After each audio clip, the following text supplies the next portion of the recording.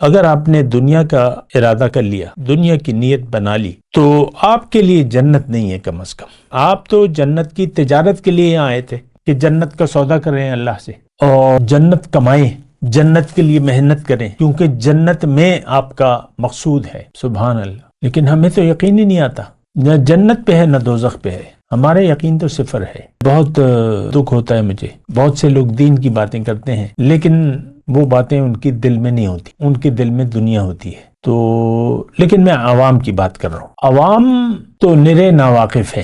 قرآن میں اس کے لیے جاہل کا لفظ استعمال ہوا ہے، لیکن میں ناواقف کا ترجمہ کر رہا ہوں. ناواقف ہے، ہمیں پتہ ہی نہیں ہے اپنی حقیقت کا، اپنی منزل کا. دو چیزیں کہ میں کون ہوں. میں دیکھیں آپ سے بات کر رہا ہوں، آپ کو پتا ہے آپ کون ہیں؟ آپ کو پتا ہے کہ اللہ تعالیٰ نے آپ کو زندگی کیوں دی ہے؟ نہیں پتا. آپ پتہ بھی نہیں کرنا چاہتے، لیکن میں آپ کو بتا رہا ہوں کہ اللہ تعالیٰ نے یہ زندگی ایک موقع ہے تجارت کا، اللہ سے تجارت کا، جنت کمانے کا. ایک آیت کی طرف میں آپ کی توجہ دلا رہا ہوں جس کی بنا پر میں آپ سے بات چیت کر رہا ہوں. یہ سورہ صف کی آیت ہے، آیت نمبر 10.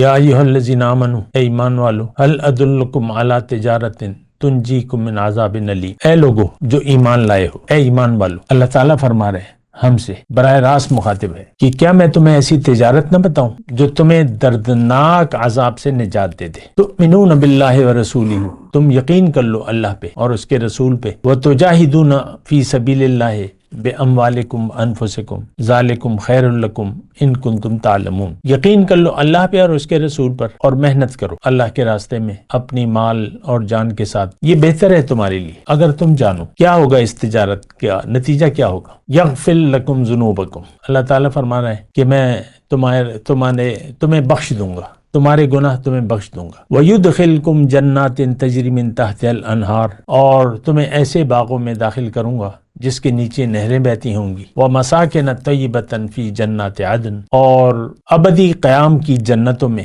بہترین گھر تمہیں عطا فرماؤں گا. ذَلِكَ الْفَوْزُ الْعَظِيمُ، اور یہ بڑی کامیابی ہے. وَأُخْرَى تُحِبُّونَهَا، اور دوسری چیز جو تم چاہتے ہو وہ بھی تمہیں میں دوں گا. نصر من اللہ وفتح قریب، اللہ تعالیٰ کی طرف سے نصرت اور قریب میں حاصل ہو جانے والی فتح.